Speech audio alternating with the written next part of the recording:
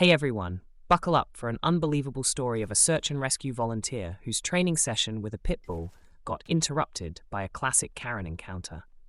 Find out how a simple SAR exercise turned into a tale of private property drama, righteous canine duty, and a confrontation with entitlement at its finest.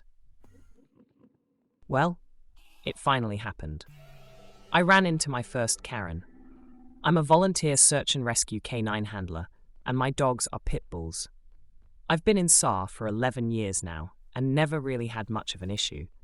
Every once in a while, we come across someone who doesn't understand what we do, but after a few minutes of explaining it, people change their attitudes and even get excited because we allow them to follow us and see what we are doing. Yesterday, I was working my younger dog, who is almost ready to certify, but still has some minor issues we are training him on.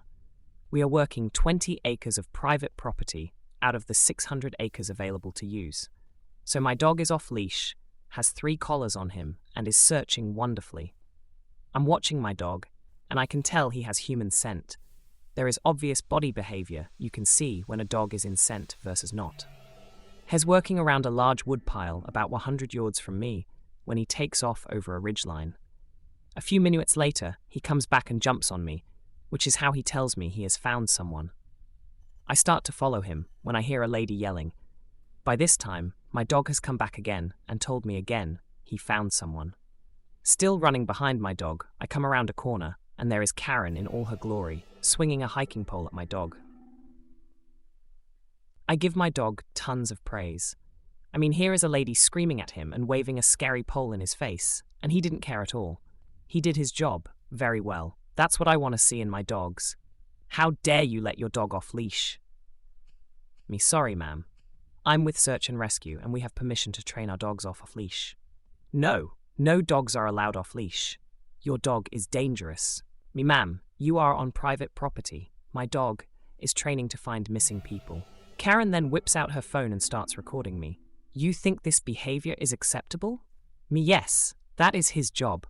I demand to speak to your supervisor. Well, how my team works is, we have senior members. We technically have one person in charge of the team, but we are considered supervisors and in charge of everything.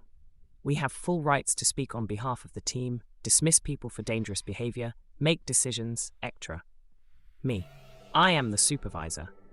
Her. There is someone above you. Actually, no, there isn't. I'm sorry you're upset, but what happened is what my dog is supposed to do. You should ask people before you let your dog run up to them.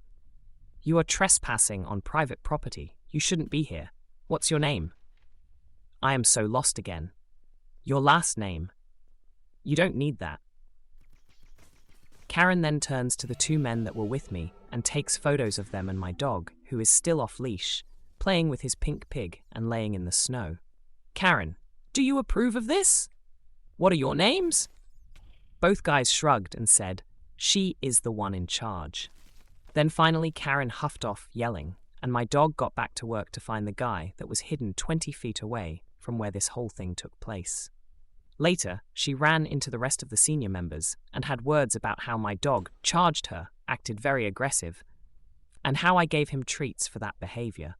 They also tried to explain it to her, and she told them to hush, and there was obviously something wrong with everyone on our team. My dog was perfect dog tax. Oh, and our dogs don't wear vests while working, because where we are has tons of underbrush, and some of our dogs have gotten seriously hurt wearing vests. We only use them on roadways or during firearms deer season. If you've enjoyed unraveling the tale of a dedicated search and rescue handler's encounter with an entitled trespasser and her disapproving stance on well-trained canine heroes, don't forget to like and subscribe for more unexpected stories. Thanks for watching. And remember, sometimes reality is stranger than fiction. Stay tuned for our next adventure.